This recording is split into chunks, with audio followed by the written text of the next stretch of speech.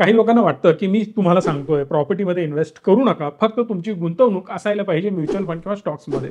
हा तुमचा खूप मोठा गैरसमज आहे. माझ्यासुद्धा पर्सनल इन्व्हेस्टमेंट प्रॉपर्टीजमध्ये आहेत. रिअल इस्टेटमध्ये आम्ही खूप चांगलं ऑलरेडी काम करतोय. त्यामुळं असा कोणाच्याही डोक्यात गैरसमज असण्याचं बिलकुल कारण नाही. ऑलरेडी फुकट घर कसं घ्यावं, घर घेतलं तर ते फ्री कसं मिळेल, याचा एक्झॅक्ट व्हिडिओ 2 व्हिडिओज मी तुमच्यासाठी बनवलेत आणि त्यामध्ये डिटेल एक्सप्लेनेशन पण दिलंय. फुकट घर कसं घ्यायचं थंबनेलमधून क्लिअरली मी ते तुम्हाला एक्सप्लेन केलंय. आता मी तुम्हाला एक्सप्लेन करतोय की कशा प्रकारे कोणतीही प्रॉपर्टी आपण एक्झॅक्ट फ्री ऑफ कॉस्ट मिळवू शकतो आणि त्या प्रॉपर्टीपेक्षाही जास्त पैसा कसा आपल्याला परत मिळू शकतो. सो पुढे जाण्याआधी चॅनलला सबस्क्राईब करून बेल आयकॉनला प्रेस करा, कारण अशाच इंटरेस्टिंग व्हिडिओज मी तुमच्यासाठी बनवत असतो. नमस्कार, मी संकेत आवटे. बेसिकली एक गोष्ट मला तुम्हाला ही समजावून सांगायची आहे की मार्केटमधून पैसा तर कमवता येतो, पण रिअल इस्टेटमधून पैसा कसा कमवायचा. जर मला प्रॉपर्टी स्थावर मालमत्ता पाहिजे, बरेच लोकांच्या घरचे म्हणतात ना, तुमचाही कदाचित ग्रह तसा असेल, माझाही आहे. स्थावर मालमत्तेतून खरोखर चांगला पैसा आता सुद्धा कमवता येतो. जमिनीमधून पैसा बनतो, 100% बनतो, पण योग्य पद्धतीनं. मला फ्लॅट घ्यायचा आहे, गरज आहे 50-1 लाखाच्या फ्लॅटची. 2 कोटीचा फ्लॅट घेऊन टाकला, आयुष्यभर हप्ते भरतोय. तुम्ही कधीही आयुष्यात त्यामधून चांगला पैसा कमवू शकणार नाही, बिकॉज तो फ्लॅट तुम्हाला अर्निंग करून देत नाहीये. मग याचा अर्थ काय? 5-10 लाखाचा फ्लॅट घ्यायचा किंवा आयुष्यभर भाड्याच्या घरात राहायचं, ती गुंतवणूक करायची, मग पैसा जास्त वाढत नाही. हा सुद्धा खूप मोठा गैरसमज आहे. प्रत्येक गोष्ट आपली असायला पाहिजे, पण ती त्या त्या वेळेला असायला पाहिजे. कदाचित आज घर घेण्याची योग्य वेळ नसेल, ती येत्या 2-5 वर्षांनी येऊ शकते. आपण त्या वेळेला घेऊ शकतो. पण अननेसेसरी बजेट जर तुम्ही स्ट्रेच करायला गेलात तर खूप साऱ्या अडचणींमध्ये फसणार आहात. बरं, गुंतवणूक करताना काय करायचं? उदाहरणार्थ मला 1 करोड रुपयांची गुंतवणूक करायची आहे. आता म्हणू नका बरं का, 1 करोड रुपयांची गुंतवणूक का? कितीही करू शकता.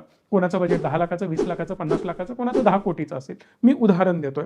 एक प्रॉपर्टी, ती प्रॉपर्टी कशी असायला पाहिजे हे समजून घ्या. जेव्हा तुम्ही ती बाय करणार तेव्हा मला एक प्रॉपर्टी परचेस करायची आहे आणि या प्रॉपर्टीची प्राइस असेल 1 करोड रुपये.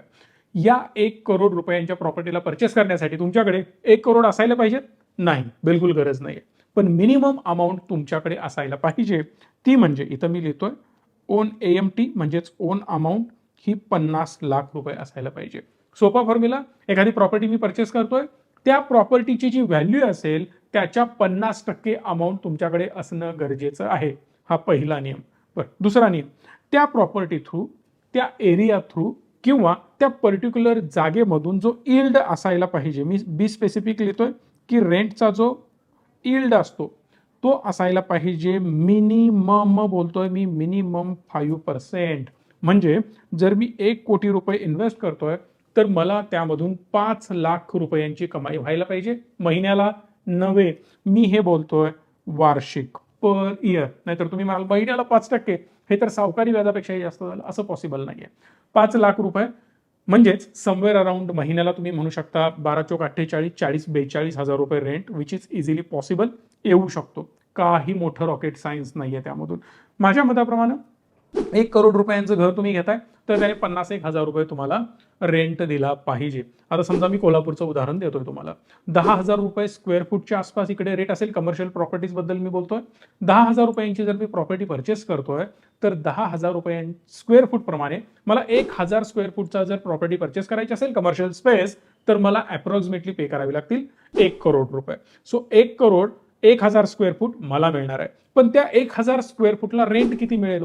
सो कोल्हापूरमध्ये आसपास चांगल्या एरियाजमध्ये, जसं आमचं ऑफिस आहे राजारामपुरीमध्ये, तुम्हाला काही हेल्प हवी असेल, रिच मी सर्च करा गुगलला, आमचा ॲड्रेस तुम्हाला मिळून जाईल. सो अशा ठिकाणी तुम्हाला अप्रॉक्सिमेटली 50, 60, 70, 80, 100 रुपयापर्यंत रेंट पे करावा लागतो. डिपेंड की तुम्ही कुठं एक्झॅक्ट सिच्युएटेड आहात. सो मी बेअर मिनिमम 50 रुपये पकडतोय, तरी सुद्धा मला 50,000 रेंट इझिली पॉसिबल आहे. आता तुम्ही म्हणाल माझ्या एरियामध्ये तर 1% आहे, 2% आहे. अशा प्रॉपर्टीजमध्ये आपल्याला जायचं नाहीये. सिंपल कन्सेप्ट, कचरा, तिथं जाऊन काहीही फायदा होणार नाही. पहिला नियम तुम्हाला कळाला. दुसरा नियम, तो एरिया, ती जागा, ते शेअर इमर्जिंग असायला पाहिजे, डेव्हलपिंग असायला पाहिजे. डेव्हलप्ड बिलकुल नको. आता तुम्ही म्हणाल यामध्ये डिफरन्स काय असतो? सिंपल गोष्ट आहे. एखादी मोठी सिटी पूर्ण डेव्हलप झाली आहे, जबरदस्त रेट आहेत तिकडे, करोडो रुपयांमध्ये छोट्या छोट्या प्रॉपर्टीज मिळतात, मान्य आहे. पण तिथून पुढे त्याची ग्रोथ तशीच कंटिन्यू राहू शकते का? नाही. थोडंसं क्राऊडेड झालाय, पार्किंग स्पेस मिळत नाहीये, खूप गोंधळ झाला इकडे, आणि यालाच ऑप्शन म्हणून दुसरीकडे डेव्हलपमेंट होते, तर तिथली डिमांड बाय डिफॉल्ट मेंटेन राहू शकते किंवा कमीही होऊ शकते. ॲग्रेसिव्हली ग्रो होणार नाही. आपल्याला हवी आहे ॲग्रेसिव्ह ग्रोथ. मग ही कुठं असू शकते? चांगल्या जिल्ह्यांच्या ठिकाणी, चांगल्या सिटीजच्या ठिकाणी. पूर्ण डेव्हलप्ड सिटीजमध्ये घुसू नका. एक तर तुम्हाला रेट्स हेवी मिळणार आणि दुसरी गोष्ट growth as compared to investment खूप कमी मिळणार. सो कोल्हापूर जबरदस्त आहे. पुणे 100% विचार करू शकता. आता महाराष्ट्रीयन आहात म्हणून महाराष्ट्राबद्दल बोलतोय. नागपूर 101% विचार करू शकता. नाशिक विचार करू शकता. छत्रपती संभाजीनगर असेल, अहिल्यानगर असेल, बरेच असे नगर्स आहेत आपल्याकडे, बरेच छोटे छोट्या सिटीज आहेत ज्या डेव्हलपिंग स्टेजमध्ये आहेत, खूप चांगल्या ग्रो होणार आहेत. इव्हन सांगलीमध्ये सुद्धा थोडीफार डेव्हलपमेंट दिसते, पण त्या लेवलला नाही. साताऱ्यामध्ये सुद्धा त्या लेवलला डेव्हलपमेंट दिसत नाहीये, पण ऑब्व्हियस आहे तिथं थोडीफार तुम्हाला ग्रोथ आणि 5%च्या आसपास इल्ड मिळणं एवढं कठीण नाही. मी तुम्हाला एकदम खूप चांगल्या विश्वासानं सांगतोय, 7% पर्यंत इल्ड जायला काहीही हरकत नाही. मिळू शकते. थोडी मेहनत करावी लागेल आणि माझ्या स्वतःच्या इन्व्हेस्टमेंट्स आहेत, मी त्या हिशोबाने सांगतोय. हवेत तीर बिलकुल मारत नाहीये. जर तुम्ही माझ्या ऑफिसला जरी आलात तरी तुम्हाला दिसेल मल्टिपल फ्लोअरला आमचे ऑफिसेस आहेत, काही रेंट आउट सुद्धा आम्ही केलेत. तिथला रेंट बघा किंवा बाहेरच्या आमच्या प्रॉपर्टीचा रेंट बघा, then you will get idea की कशा प्रकारे यामधून कमवतोय. महत्वाची गोष्ट, मी कुठलीही प्रॉपर्टी तुम्हाला विकणार नाहीये किंवा माझ्याकडे असं काही नाहीये किंवा मी कुठलीही ऍड करत नाही. हे एफर्ट्स तुम्हाला घ्यायचे आहेत, तुम्हाला शोधायचे आहे तुमच्यासाठी चांगली प्रॉपर्टी कोणती असेल. मग ही प्रॉपर्टी काय असू शकते?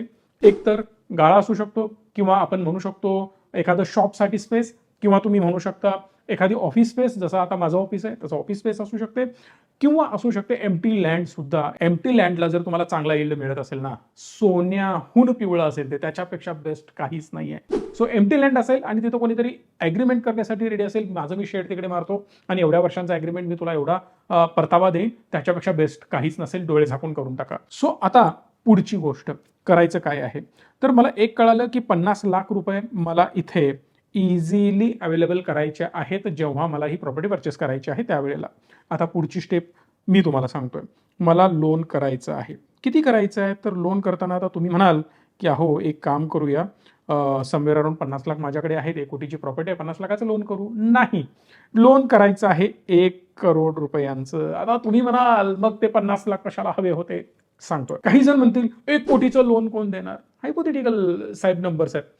लक्षात घ्या, प्रॉपर्टी 1 कोटीची आहे ना, बरेच जण 90% फायनान्स करतात, बरेच जण 80% करतात, बरेच जण 100च्या 100% तुम्हाला करून देतील. Depend on the bank. आमची स्वतःची बँक आहे, सो आय नो की बँकेचे ऑपरेशन्स काय होतात. त्यामुळे कमेंटमध्ये परत सांगायला येऊ नका की नाही बँक अशीच करते तशीच करते. आय नो ऑपरेशन्स कसे असतात. सो बऱ्या प्रमाणात तुम्हाला 1 कोटीच्या आसपास लोन मिळू शकतं. थोडीफार अमाऊंट तुम्हाला पे करावी लागली तर you can pay, but end of the day मला 1 करोड रुपयांची प्रॉपर्टीज परचेस करायची आहे, खिशातून किंवा बँकेकडून. टोटल जरी कॅल्क्युलेट केला 2-5-10% खिशातले घातले तरी सुद्धा ओव्हरऑल मला 1 कोटीच पे करायचे, बँक तुम्हाला 90 लाख रुपये देईल. पण मी इमॅजिन करतोय की तुम्ही 1 कोटीचं लोन केलेलं आहे. जर मला हे लोन समवेअर अराउंड आता 7.5% आसपास इंटरेस्ट असेल, मी पुन्हा एकदा इथे लिहितोय 7.5%. जर मला 7.5%चा इंटरेस्ट रेट मिळाला तर याचा EMI जो होणार आहे तो समवेअर अराउंड 80,000 रुपये 553. 80,553 हा असेल EMI. आता एवढा मोठा EMI पे कसा करायचा? गोंधळ होऊ शकतो. का? कारण मला जो रेंट मिळणार आहे इथं, रेंट तो असेल समवेअर अराउंड 50,000 रुपये. आता यातनं जर मी 50,000 वजा केले तर 5 आणि 3 8, 30,000च्या आसपासचा गॅप मला पाहायला मिळतो. बी स्पेसिफिक 30,553 रुपयांचा. एवढे पैसे कुठून आणायचे? तर यासाठी ऑप्शन आहे या 50 लाखाचा. हे जे 50 लाख आहे ते मी म्युच्युअल फंडमध्ये इन्व्हेस्ट करून टाकतोय. आता तुम्ही म्हणाल म्युच्युअल फंडमध्येच करायला पाहिजे का? You can do FD as well. जर तुम्हाला कोणी 10%च्या आसपास इंटरेस्ट देत असेल तर. बऱ्याच बँक्स आहेत कॉपरेटिव्ह, त्या तुम्हाला देतात चांगला इंटरेस्ट. ओव्हरऑल जर मी 50 लाख रुपये म्युच्युअल फंडमध्ये इन्व्हेस्ट केले तर या 50 लाखावर मला समवेअर अराउंड 12 ते 15% इंटरेस्ट मिळू शकतो किंवा ग्रोथ मिळू शकते. Depend on the market situation, because आपण लॉंग टर्म बद्दल बोलतोय.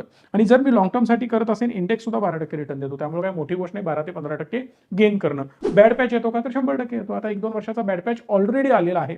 पण हा पॅच तुम्ही बघू शकता, मार्केट जेव्हा ग्रो करेल ना, डोक्याला हात लावाल तुम्ही. स्मॉल आणि मिडचे रिटर्न फक्त जाऊन बघा. म्हणजे काय, अशा वेळेला पैसा गुंतवणं गरजेचं आहे. डेली SIP चालू करा, छोट्या मोठ्या अमाऊंट ऍड करत राहा. मी सारखं व्हिडिओमधनं सांगतोय. 1 वर्षानंतर परत टोमणे मारणार आहे मी तुम्हाला. लक्षात घ्या की तुम्ही त्यावेळेला माझं ऐकलं नाही आणि त्याचा आत्ता तुम्हाला पश्चाताप होतोय. तो करून घ्यायचा नसेल तर गुंतवणूक आत्ताच चालू करा. सो ओव्हरऑल 50 लाख रुपये जर मी इन्व्हेस्ट केले असतील आणि यामधून मी करणार आहे SWP, सिस्टमॅटिक विड्रॉल प्लॅन, यामधून मी दर महिन्याला 30,000 रुपयांची विड्रॉल करणार आहे.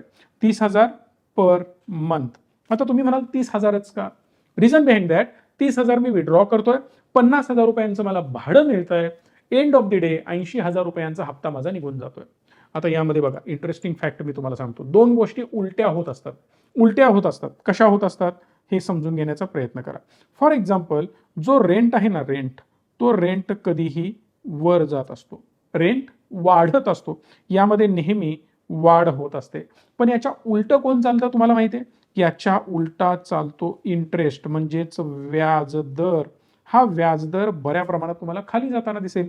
हा कमी का होतो? याचं कारण जेवढे रेपो रेट्स डाऊन होतील तेवढा व्याजदर कमी होणार, आणि व्याजदर कमी झाला तर परिणामी तुमचा EMI सुद्धा कमी झालेला पाहायला मिळेल. तुम्ही म्हणाल हे कसं पॉसिबल आहे? जा ना मागे 10 वर्षापूर्वी तुम्ही चेक करा. व्याजदर तुम्हाला मिळत होता 10, 11, 12, 15, 20% पण आता होम लोनचा EMI किंवा होम लोनचा इंटरेस्ट रेट तुम्हाला 7.5% आलेला दिसेल. कमर्शियल लोन सुद्धा तुम्हाला 9-10% आसपास मिळतं. याचा अर्थ 5-6% डिफरन्स तुम्हाला गेल्या 10 वर्षात पाहायला मिळेल. मी म्हणतो चला गेला बाजार 5 वर्षांमध्ये 2-3% जरी डिफरन्स आला ना, ह्यूज डिफरन्स होऊ शकतो. जस्ट इमॅजिन, जर मला EMI 1%नी कमी झाला किंवा 1%नी व्याज कमी झालं, तर जो माझा EMI इथे 80,000 आधी होता ना, या 80,000चा EMI चेंज होऊन 74,500च्या रेंजमध्ये हा EMI जाईल, because of only 1%. Me imagine करतोय की हे कधी होणार? आफ्टर 5 इयर्स, 5 वर्षानंतर होणार आहे. रेपो रेट कट होतात 25 basis point, 50 basis point, 75 basis point, हे रेग्युलरली होत असतं. वर्षातनं 2-2, 3-3 वेळेला होतं. मागच्या वर्षी सुद्धा रेपो रेट तुम्ही जर बघितला तर कट झालेलं तुम्हाला पाहायला मिळेल 50 बेसिस पॉईंटने. सो हे रेग्युलरली सुरू असतं. याचा अर्थ काय? तर 5 वर्षांमध्ये इंटरेस्ट रेट 0 होईल असं तुम्हाला वाटतं का? इम्पॉसिबल आहे. होतं यामध्ये असं की अग्रेसिव्हली डाऊन जरी झाला तरी थोडासा अप होतो, परिणामी हे अप अँड डाऊन थोडंसं चालू असतं. But end of the day आपल्याला यामध्ये फॉलच रेपो रेटमध्ये पाहायला मिळतो. बऱ्या प्रमाणात रेट कट होण्याची संभावना जास्त होते, ना की रेपो रेट वाढण्याची संभावना. परिणामी व्याजदर कमी होणार, म्हणजे EMI जो माझा आहे तो होणार कमी, आणि जो माझा रेंट आहे किंवा ज्याला आपण भाडं म्हणतो हा काय होणार? वाढणार. जर समजा माझ्या भाड्यामध्ये वाढ होते आणि जी मी गुंतवणूक केली होती त्यामधून मला 50,000 रुपयांचं भाडं येत आहे, यामध्ये जर मी एव्हरी इयर 10%नी ग्रो करत गेलो ना, तर जो माझा EMI आहे 80,000 त्याच्यापेक्षाही जास्त 81,000 रुपये मला भाडं मिळेल विदिन 5 इयर्स. जास्त वेळ वाट बघण्याची बिलकुल गरज नाही. पण मला वाटतं की चला आपण थोडंसं अजून कन्झर्वेटिव्ह होऊयात. हेच माझे 50,000 रुपये आहेत भाड्याच्या स्वरूपात येणारे, पण इथं ग्रोथ माझी 10%नी नाही होणार. तुम्ही म्हणाल लगेच 10% सर कुठं मिळते? कधीतरी मिळते, कधीतरी मिळत नाही. यामध्ये वेगवेगळ्या सिच्युएशन असू शकतात. कोणी कन्सिस्टंटली 10% देतोय, बरं देतो, मध्ये सोडून गेला.